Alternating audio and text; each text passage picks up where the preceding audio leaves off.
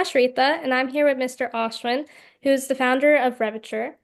Mr. Ashwin, it's great to have you here, and I appreciate you taking time out of your busy schedule to be here today. As we start this interview, could you please tell us a bit about your stellar career as an entrepreneur and even a bit about Revature itself? And Ashritha, first of all, thank you for having me, and also congrats on all your success. I just did check your website, and the initiative is really fabulous, and excited to see all the progress that you have made. Um, and use the word stellar, which is very kind of you. Thank you for that. See, for me, my entrepreneurship journey, um, I always see this as a marathon, not as a sprint. And for us to have a marathon, a long-term strategy, I believe in being in line with a certain macro. Long back, when I got into the entrepreneurship journey, I saw US enterprises want to take ownership of technology. For that, they need talent. So we enabled them acquiring great talent. But where I'm seeing now, Ashritha, is there is a massive need for ownership of both talent and technology. I think that's the macro that we are seeing, and I'm also getting into that phase.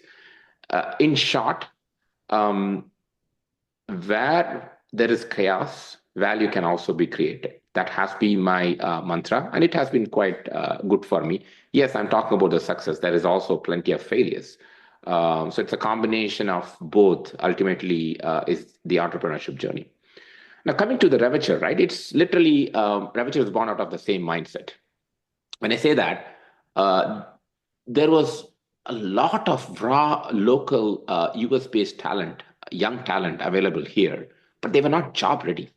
So Reviture's goal is to hire these great talent, see their potential, hire them for their potential, not what they can do now, then ultimately guiding them, mentoring them, and training them to reach to their potential and getting hired and also succeed in their job. That was Revature mantra, and it has been a good success story for us. That's very inspiring. When you do take those college grads and look for and see their potential, how do you train them then for the jobs, and what do you want to see in those students?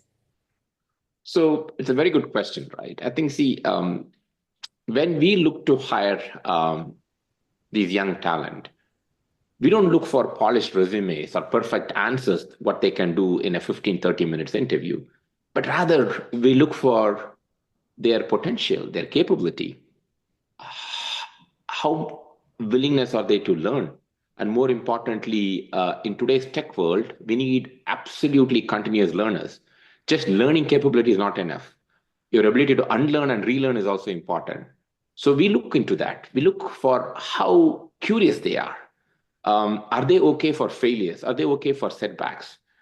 In short, rather than looking for somebody's current skills, we look for their aptitude and, more importantly, their attitude. I think these are the core uh, attributes that we look for when we are hiring young talent. Then it comes to us and our ability to groom them and mentor them and shape them into their potential. I think that has been the key thing that we look for college graduates, and we will continue to do that actually.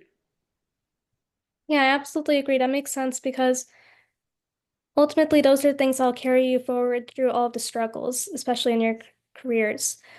Um, and as you take those college grads, what's your perspective on how they should start, how current students applying for college should start planning for their college education financially? And how should they navigate their student loans once they are graduate from college? It's a very good question, Ashritha. I get this question like asked a lot, and honestly, I it's a personal passion, and I believe it's my responsibility also to mentor young students on this. And I also learned a lot from your website. I think your website has some really, really interesting material, not just people like us, and also a lot of these high school graduates or college students can learn from it, right? So now coming to answering your question, I think the short answer is understand the full gravity of what you're getting into or what you already got into. It's not just the tuition fees, looking into factoring your living expenses, um, and make a smart and a practical choice on what college that you go to, what course you go to. Don't just go behind prestige. Don't just go behind because that's what you heard. Know your strength, know what you want to become, and make the right choice. Make sure that you're making the right choice also in terms of cost aspects of it. So having a comprehensive view, not just based on one or two attributes, but rather having a comprehensive view, I think that's a very important and essential starting point. I think post graduation, um, I think everything matters. Rome was not built in a day. Also know that not one thing or two thing is going to help, um, repay your student loan, but rather small things matters. Be very frugal.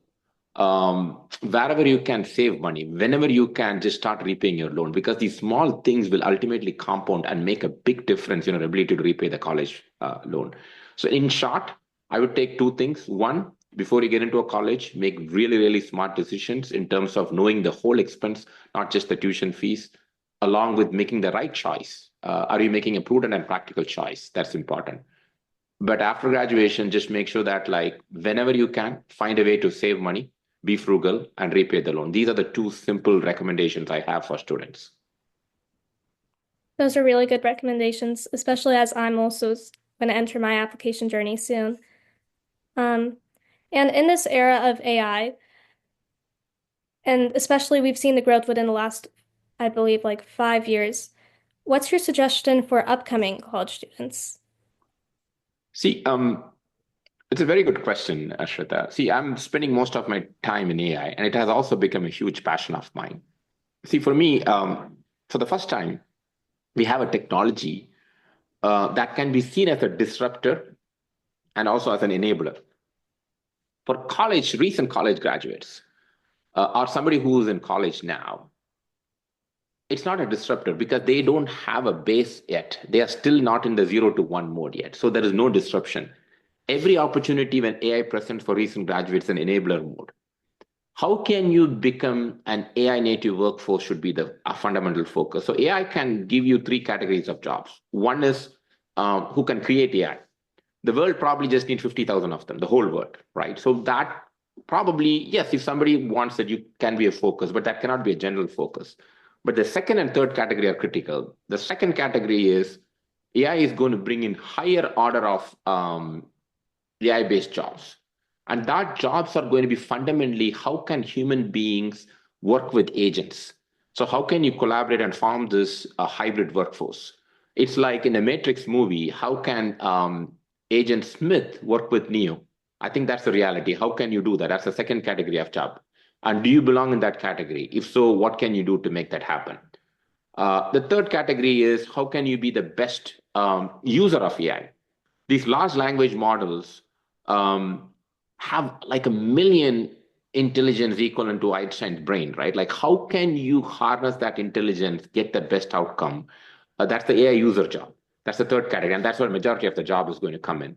As a college student, you are fortunate enough not to get disrupted because you don't have a base yet. But use AI as an enabler into one of these categories and find what is the right suited one for you based on your willingness, your target job, and more importantly, your profession. Finalize that, have a game plan, and go with that. I think that would be my recommendation when it comes to AI. I absolutely agree. And even seeing my peers now, everyone sees AI more as a tool and more, like you said, an enabler to really secure a really better and more innovative future. Yeah. Thank you But for these are your time. Oh, sorry. absolutely, these are good questions, and I am personally very much encouraged to see young, great talent and future leaders like you to come into the market. But good luck, all the best, and I really want to see your initiative to go to great heights. Thank you for your time. Thank you so much.